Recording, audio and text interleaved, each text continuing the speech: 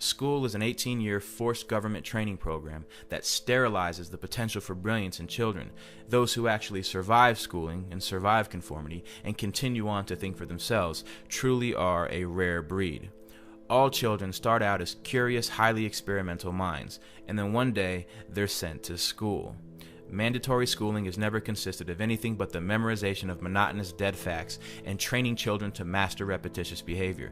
For the greater part of their day, everything the child says must match the interest of their school teachers. Their behavior must coincide with a set policy and a set regulation. They cannot use the bathrooms without permission. If they wish to speak, they must raise their hands. And after every hour or so, a bell rings and everyone must move to it.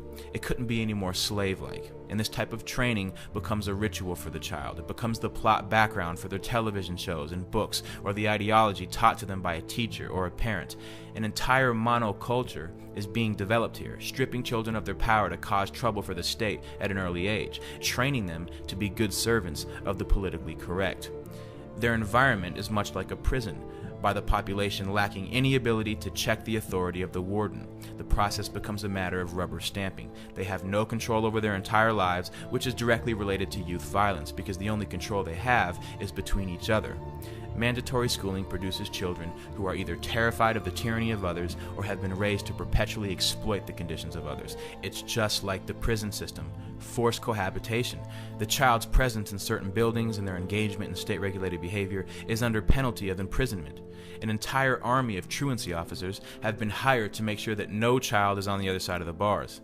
At the end of 18 years of coercive state authority, the child is released into the world. It's like the end of an 18-year prison sentence. Now that you're trained to do as you're told, now you can be free. And the produce of these schools, or this state-controlled manufacturing operation, is a society willing to submit, to obey, and to listen. Forced behavior, which technically amounts to a type of slavery, will only inculcate a mindset of fear and terror.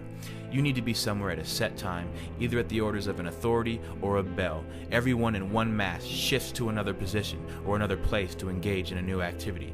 They're trained to not only follow instruction, but they're also trained to follow a certain behavior. Rules, regulations, and laws are set for the children. They say you cannot do this to others. You can do this to others. This is acceptable.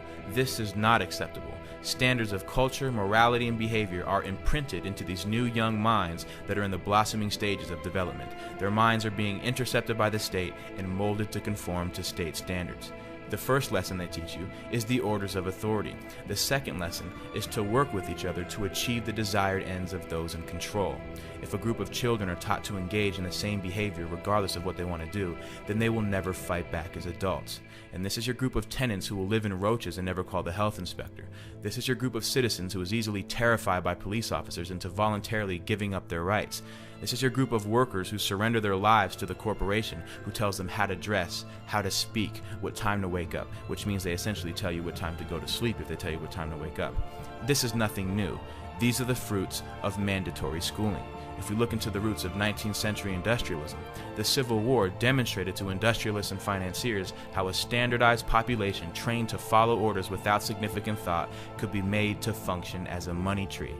It's no surprise that global power and corporate wealth is based on a third-rate educational system that works against developing individuals of true character and true intellect. Because the mindless bureaucrat or the thoughtless worker who will follow a system without question is the pattern that our system depends on.